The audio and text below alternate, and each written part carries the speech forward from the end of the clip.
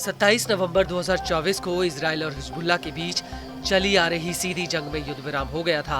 Israel ने 1 अक्टूबर 2024 को Lebanon पर जमीनी हमला किया था और करीब 2 महीने की सीधी जंग के बाद अमेरिका के तत्कालीन राष्ट्रपति जो बाइडेन ने इजराइल और हिजबुल्लाह के बीच युद्ध विराम की घोषणा की थी।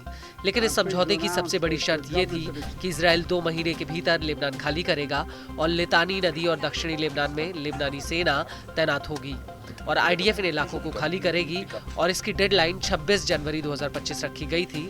लेकिन डेडलाइन खत्म होने के बाद भी इजरायली सेना लेबनान से निकली नहीं है। वो अभी भी दक्षिणी लेबनान के इलाकों में तैनात है।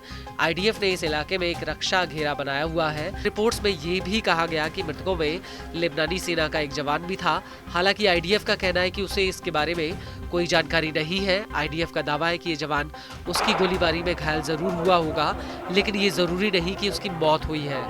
वहीं यहाँ मौजूद लोगों की भीड़ के हाथों में हिजबुल्लाह के झंडे भी थे, जो लगातार नारेबाजी करते हुए बाड़ेबंदी तोड़ रहे थे।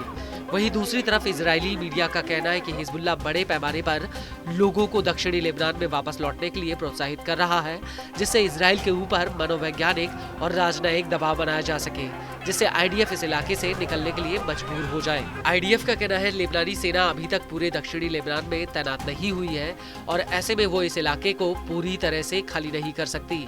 इसके अलावा कई इलाकों में हिजबुल्लाह के हथियार अभी भी बचे हुए हैं और कुछ मौकों पर आईडीएफ ने लेबनानी सेना से हिजबुल्लाह के बचे हुए हथियारों को नष्ट करने के लिए भी कहा है और जिन इलाकों में ये हथियार अभी तक बचे हुए हैं वहां पर आईडीएफ खुद इन्हें नष्ट कर रही है ताकि हिजबुल्लाह के हाथों में ये हथियार दोबारा ना लगे। दरअसल इजराइल का कहना है कि 2006 में हुए दूसरे लेबनान युद्ध में की गई गलतियों को वो दोबारा दोहराना नहीं चाहता। उस वक्त आईडीएफ ने हिजबुल्लाह को लेबनान के भीतर यूएन के अंतरिम फोर्स और लेबनानी सेना को धमकाने और दक्षिणी लेबनान में वापस आने की अनुमति देकर बहुत बड़ी गलती की थी और यही वजह रही कि हिजबुल्लाह दक्षिणी लेबनान में हथियारों के एक बड़े जखीरे को बनाने में कामयाब रहा, जिसकी वजह से हिजबुल्लाह के पास इजराइल पर संभावित हमला करने की ताकत आ गई और इसी वजह से आईडीएफ अपनी पिछली गलतियों से सीखते हुए इस बार ज्यादा आक्रामक तरीके से काम कर रही है।